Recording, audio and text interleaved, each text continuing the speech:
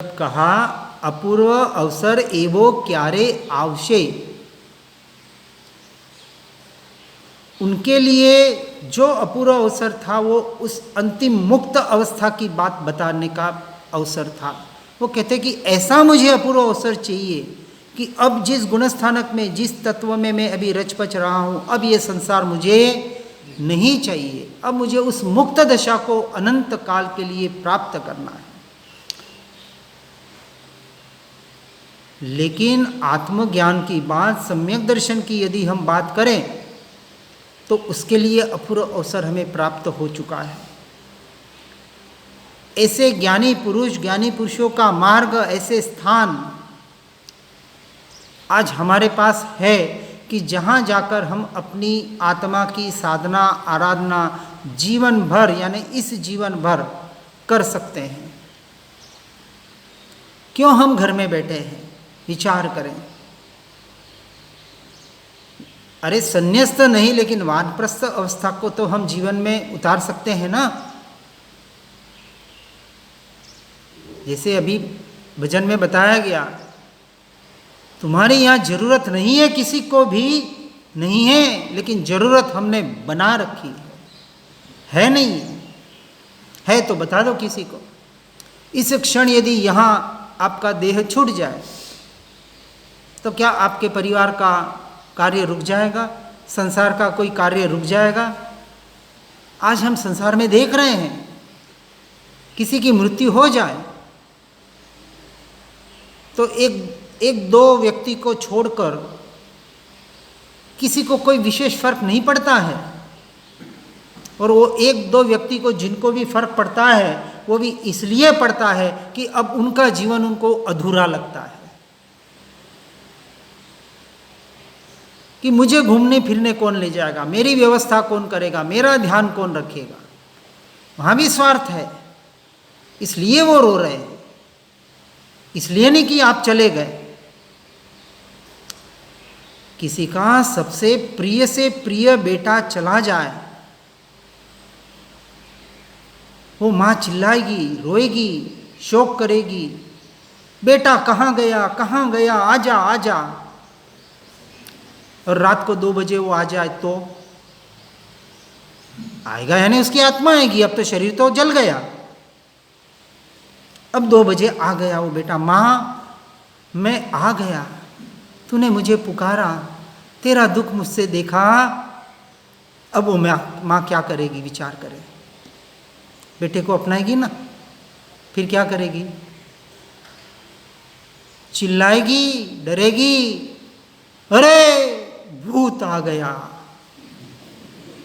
वो कह रहा है भाई भूत नहीं, मैं तेरा बेटा, मैं तेरे बेटे की आत्मा, जिसे इसके लिए तू रो रही थी।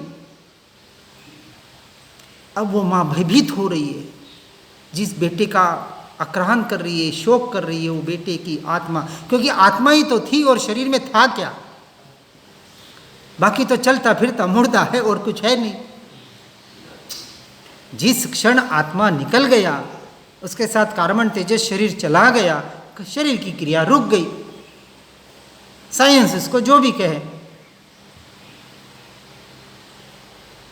अब उस शरीर को घर में रखने जैसा नहीं है। रोज 1 करोड़ कमाने वाले का शरीर घर में रखने जैसा है कि नहीं? अरे भाई 1 करोड़ कमा के दे रहा था वो शरीर तुझे।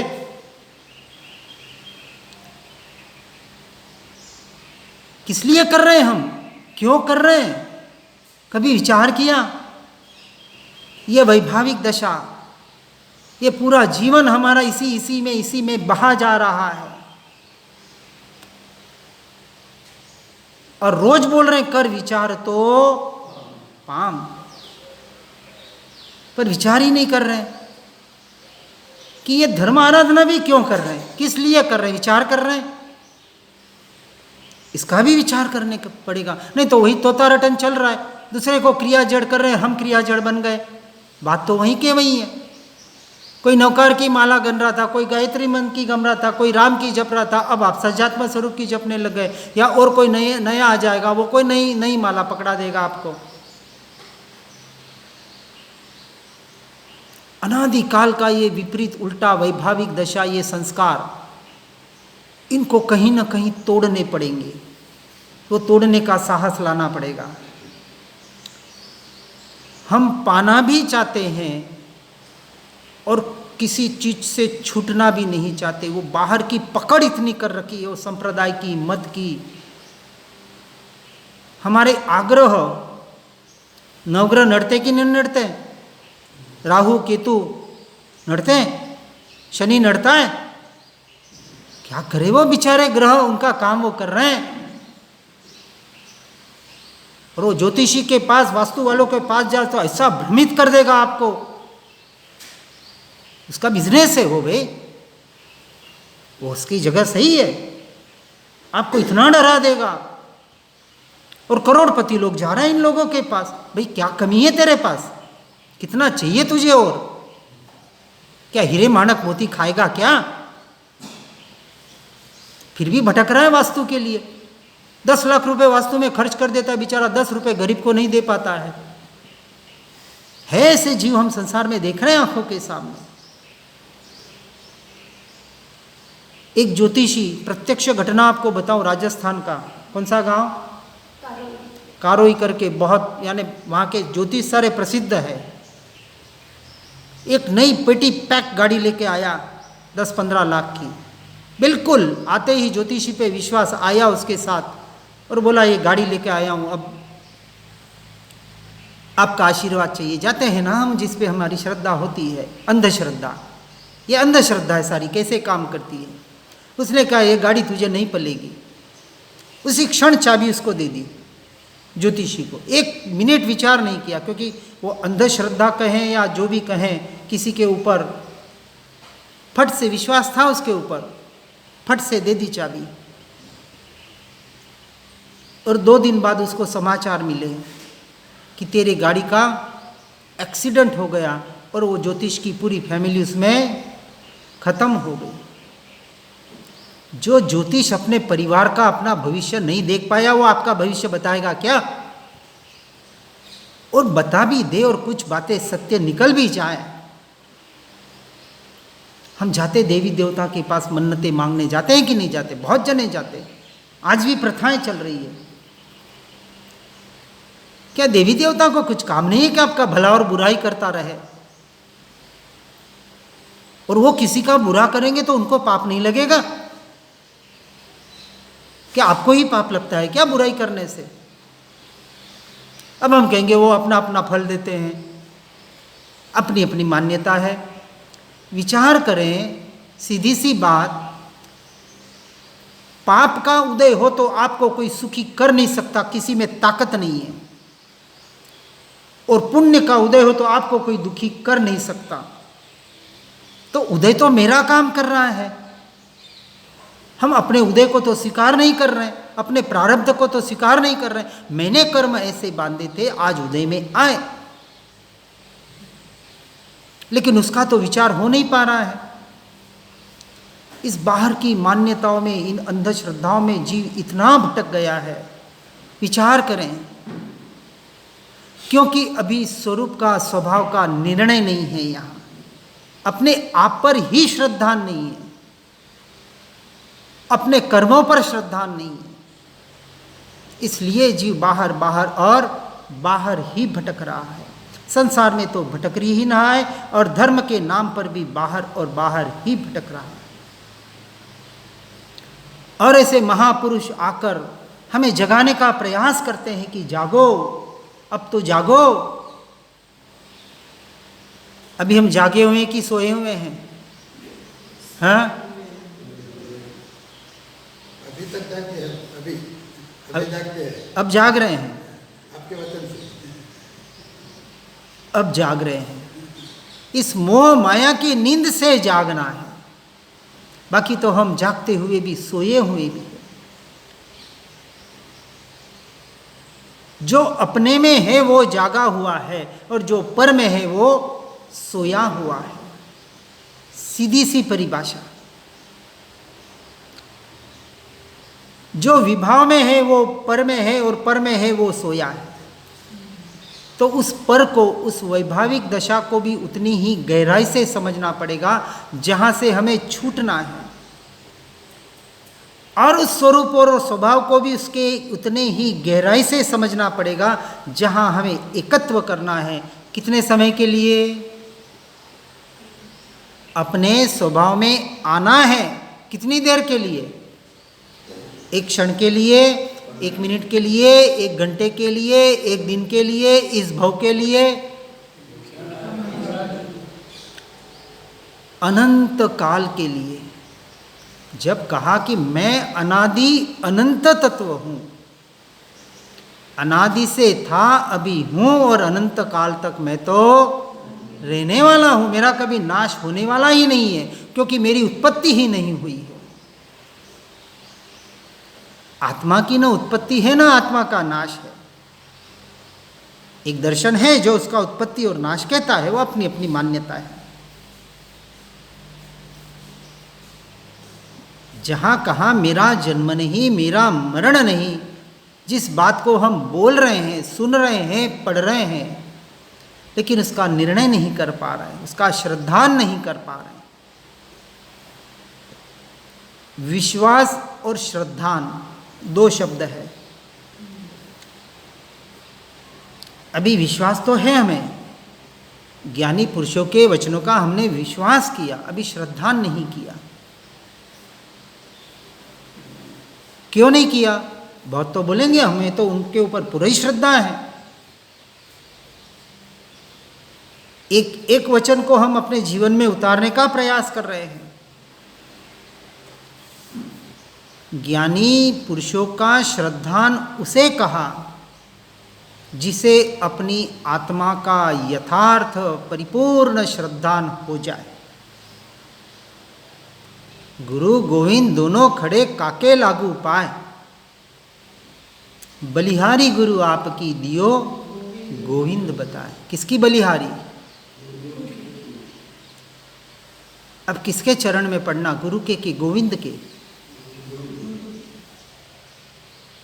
कहाँ है गुरु? क्या बताया गुरु ने? बलिहारी गुरु आपकी के दियो गोविंद बताए। कहाँ गोविंद को बताया? अरे हे जीव, तू ही परमात्मा है, तू स्वयं भगवान है। कहाँ परमात्मा को, गोविंद को खोजने जा रहा है? अपने भीतर डुबकी लगा ले, चुपके से भीतर आ जाओ जरा, है शांति का सागर भरा है यहाँ। कहाँ शांति ढूंढने जा रहा है, कहाँ सुख ढूंढने जा रहा है, कहाँ आनंद ढूंढने जा रहा है? वहाँ ढूंढने जा रहे जहाँ है ही नहीं, और जहाँ है वहाँ तो सिर्फ बाहर बाहर से मान रहे हैं। क्योंकि ज्ञानी पुरुष ने कहा तो सत्य कह रहे हैं, लेकिन वो सत्य तब तक परमार्थ सत्य नहीं है जब तक यहाँ स्वसंवेदन प्रत्यक्ष अपनी अनुभूति नहीं होती है, अपना स्वयं का, अपनी आत्मा का स्वयं से स्वयं का ज्ञान नहीं होता है। इसलिए इस स्वभाव को समझना बहुत जरूरी है। वैभाविक दशा को तो समझा तो स्वभाव को भी, स्वाभाविक दशा को भी समझना है। अब ये जो मन वचन काया की, जड़ की, पुद्गल की जो अवस्था है, ये तो मेरी नहीं है। इस बात का पहले निर्णय करना है। इसलिए कल हमने एक अभ्यास किया था कि जो क्रिया हो रही है मन वचन काया की कर्म के उदय से हो रही है, ये क्रिया मेरी नहीं है। इतना सा एक विचार हमने दिया था। 24 घंटे हो गए, 23.5 घंटे हुए। 23.5 घंटे में क्या 23 बार भी विचार आया? अब विचार करें। आया हो तो बहुत अच्छी बात है। कितना? 23 घंटे में 23 बार। कितना विचार, कितनी सेकंड करना था? ये क्रिया शरीर की हो रही है, मेरी नहीं। कितने सेकंड लगे ये विचार करने को? 2, 4, 5 सेकंड। 1 घंटे में हमने आपसे 5 सेकंड मांगे थे। हमने मांगे थे आपके लिए, कोई मेरे लिए नहीं। क्योंकि आपको आपका काम करना है। आपके काम से मेरा काम नहीं होगा और मेरे काम से आपका काम नहीं होगा। मैं खाऊंगा तो मेरा पेट भरेगा, आप खाएंगे आपका पेट भरेगा। हम अपनी आत्मा को पहचानना चाहते हैं, लेकिन ये स्वीकार भी नहीं करना चाहते कि ये क्रिया मेरी नहीं है। अरे ये क्रिया मेरी नहीं है, इसका स्वीकार करोगे तो पता पड़ेगा कि मैं कोई वस्तु हूं, कि जिसकी भी कोई क्रिया होती है। कौन सी क्रिया होती है वो आगे की बात, पर शरीर की क्रिया मेरी क्रिया नहीं है, इसका पहले निर्णय करना पड़ेगा। परती खस सोमा वस आटलू बस, नहीं तो 84 में फंस। अब फंसना है कि निकलना है, किसके हाथ में है? किसके हाथ में है? देखो अब बहुत सही शब्द आने लगे, हमारे नहीं, मेरे हाथ में। कोई समुदाय, कोई संप्रदाय, कोई मत, कोई आग्रह, कोई गुरु, कोई परमात्मा इस कार्य को नहीं कर सकता जो मैं कर सकता हूं मेरे लिए। ऐसी खुमारी भीतर से आनी चाहिए। ये अहंकार नहीं है, खुमारी है। और मैं परमात्मा हूं तो जगत का हर जीव परमात्मा स्वरूप है, इसका साथ में स्वीकार होता है। मैं कोई अकेला परमात्मा नहीं हूं। सभी जीव सिद्ध सम जे समझे ते ठाए। उसके समझ में होता है कि सृष्टि का हर जीव परमात्मा स्वरूप है, स्वरूप की अपेक्षा से। पर्याय में, अवस्था में मलिनता है। उन्होंने उस परम पद को प्राप्त कर लिया जिनको हम परमात्मा कहते हैं। वो सारे कर्मों से मुक्त हो गए, इस जन्म जरा मरण मृत्यु की इस बाहर की परंपरा से मुक्त हो गए, और मुझे भी मुक्त होना है। जो मुक्त हुए उन्होंने किसका आश्रय लिया? विचार करें। जो जीव संसार से मुक्त हुए, जिन्होंने मोक्ष को पाया, किसके आश्रय से पाया? परमात्मा के आश्रय से पाया। कौन से परमात्मा के आश्रय से पाया? अरे भैया, परम आत्मा के आश्रय से पाया, स्वयं के आश्रय से पाया। बाहर का आश्रय पर है और स्व का आश्रय ही स्व है। अपनी अपनी भूमिका के अनुसार समझना है। व्यवहार की अपेक्षा से देव गुरु शास्त्र का जिसके आधार से हमें इस मार्ग की प्राप्ति हुई, उनका व्यवहार से यथा योग्य विनय होता है, अंश मात्र भी उसका निषेध नहीं होता है। लेकिन गुरु जिस तरफ इशारा कर रहे हैं वही तो आज्ञा है उनकी। आणाय धम्मो आणाय तमो, आज्ञा ही धर्म है और आज्ञा ही तप है। लेकिन आज्ञा को भी अपेक्षा से समझना है। इसी शब्दों को लेकर मतभेद हो रहे हैं। आज हर समुदाय में एक जैन दर्शन कहे, कोई हिंदू कहे, कोई मुसलमान कहे, उसमें भी जाति मत मतभेद और है कि नहीं? उसके भी अंदर अंदर अंदर छोटे छोटे संप्रदाय है, अपनी अपनी मान्यताएं हैं। आज अपन श्रीमद जी के भी देखें, आज 10-20 जो भी आश्रम है, सबकी अपनी अपनी एक कुछ मान्यता है और उसी चीज को वो लेकर बैठे हैं। वही परंपरा वहाँ चल रही है। जैसे सायला में देखेंगे खेचरी मुद्रा की वो परंपरा चल रही है, सुधारस की, अपनी अपने जहाँ जहाँ देखें हर जगह। मैं करीबन जहाँ 15 आश्रम करीबन मैं घूम के आ गया, एक 1.5 महीना वहाँ रह के आया। सबकी अपनी परंपरा है, ओके, नो प्रॉब्लम, उसमें कोई विरोध नहीं है। ठीक है, कहीं ना कहीं किसी भी माध्यम से वो जीव अपने तत्व से, अपने स्वरूप से जुड़ने का प्रयास कर रहा है। और जिसने जो जिसकी मान्यता बना ली, कहना इतना ही है कि भूलकर भी किसी क्रिया में, किसी बाहर की क्रिया के मार्ग में अटक न जाए। अटकना नहीं है। जो अटक गया सो भटक गया, सीधी सी बात है। इस अटकन से हमें पहले छूटना है, नहीं तो बहुत बड़ा धोखा हो जाएगा। किसके साथ? हमारे साथ। किसके साथ? मेरे साथ। और वो धोखा देने वाला कौन होगा? मैं स्वयं हूँगा। कौन किसको धोखा दे, कौन किसको ठगे? स्वयं ही ठगा जा रहा है और स्वयं से ठगा जा रहा है। कोई इस संसार में आपको ठगने वाला है ही नहीं, किसी की ताकत नहीं कि आपको ठग ले।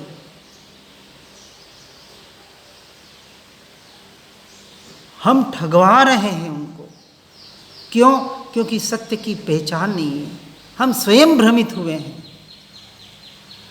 इस भ्रम जाल से हमें स्वयं को निकलना पड़ेगा। इसलिए ये जो समझ, जब तक सच्ची समझ नहीं आएगी तब तक उस माया जाल से, संसार की माया जाल से कहें या धर्म की माया जाल से, हम छूट नहीं पाएंगे। कहीं न कहीं क्यों अटकना हो जाता है। कोई व्यक्ति विशेष आपको मुक्ति में, मोक्ष में ले जा नहीं सकता। यदि ऐसा होता तो महावीर स्वामी या जितने भी मोक्ष में गए सब अपने साथ लाखों करोड़ों को लेके चले जाते। आओ, कोई नहीं ले जा सकता। वहां भी अकेले को ही जाना पड़ेगा। अकेला आया था, अकेला जाएगा। लेकिन वो अकेला कौन? मैं। कौन? मैं। कौन मैं? ये शरीर, ये मन, ये वचन, ये काया, ये कर्म का उदय। मेरा आत्मा, ये भी दूर लगता है। जैसे मेरा शरीर, मेरा बेटा, मेरा घर। अरे मैं आत्मा। क्या कहा? मैं स्वयं आत्मा, मैं स्वयं परमात्मा। वो भीतर में स्वयं की खुमारी लानी है। उस स्वभाव की ओर हमें आना है जो मेरा स्वभाव है, जो मैं हूं। मैं और मेरा, मेरा कहने के बाद मेरा आत्मा नहीं, जो मेरे अनंत गुण हैं वो मेरे। मैं आत्मा और जो मेरे अनंत गुण जो मेरे हैं, मैं उतना ही हूं, इसके बाहर मैं कहीं भी नहीं हूं। ये तो हुआ मेरा स्वभाव। और इसके अलावा जो भी है वो है विभाव। पर है, मुझे अपने में स्थिर होने के लिए, अपने स्वरूप में, अपने स्वभाव में स्थिर होने के लिए कारगिल नहीं है, उपादेय नहीं है, ग्रहण करने योग्य नहीं है। और यदि ग्रहण करना पड़ रहा है तो उसे हेय मानते हुए ग्रहण करना। जैसे अभी हम जिस अवस्था में हैं, तो अभी हमें इस देह का सहारा लेना पड़ेगा, मन का सहारा लेना पड़ेगा, इन इंद्रियों का सहारा लेना पड़ेगा।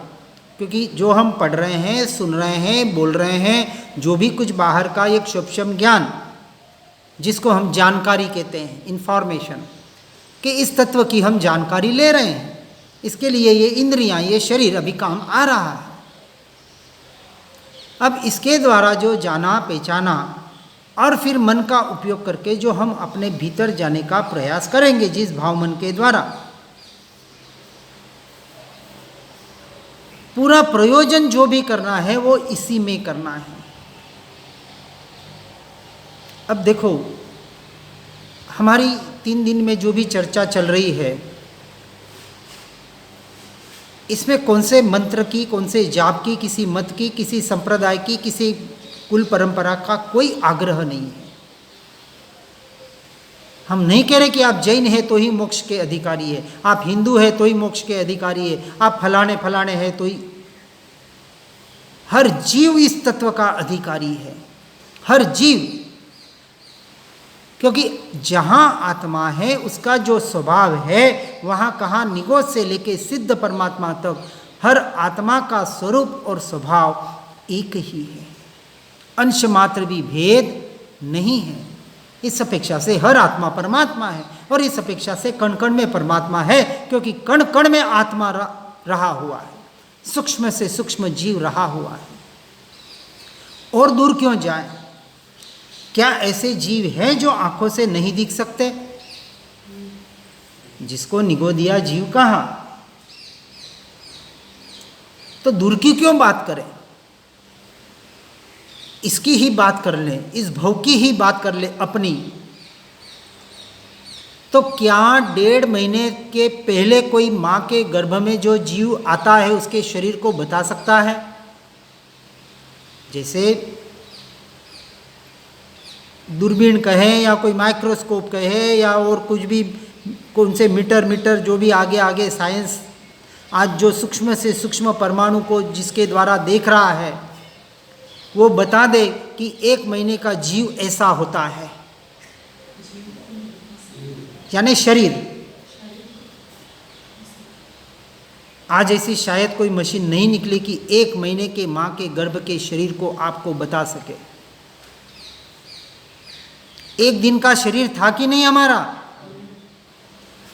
था। कितना सूक्ष्म था कि नहीं था? आज मशीन के द्वारा देखा नहीं जा सकता है, फिर भी था, हम मान रहे, क्योंकि 9 महीने का हुआ ये मान रहे हैं, तो 9 महीने का था तो 9 दिन का भी था, लेकिन आंखों से नहीं दिखाई दे रहा था, फिर भी जीव तो था। आत्मा जो आंखों से दिखाई नहीं देता है, पहले तो उससे व्यवहार से स्वीकार करना पड़ेगा कि ऐसी कोई वस्तु है, ऐसी कोई अदृश्य वस्तु है जो इस शरीर में रह रही है, ऐसी कोई अद्भुत शक्ति है जो इस देह के साथ में रह रही है, जिसको हमने एक नाम दे दिया आत्मा। कोई उसको सोल कहे, कोई उसको रूह कहे, कोई और किसी भी नाम से पुकारे, नाम से कोई महत्व नहीं है, शब्दों के महत्व माया जाल में हमें नहीं अटकना है। हमें तो उस सत्य को पकड़ने का प्रयास करना है जो शाश्वत सत्य है। वैभाविक दशा जो मन वचन काया के परिणाम हो रहे हैं, जो शरीर मैं नहीं हूं उसको अपना नहीं मानने का स्वीकार भाव, उसकी क्रिया को अपनी क्रिया न मानने का स्वीकार भाव कि ये मन वचन काया ये मैं नहीं हूं, उसकी क्रिया मेरी नहीं है, इसका पहले स्वीकार भाव तो होवे। उतना भी अभी यदि हम 23 घंटे में नहीं कर पा रहे हैं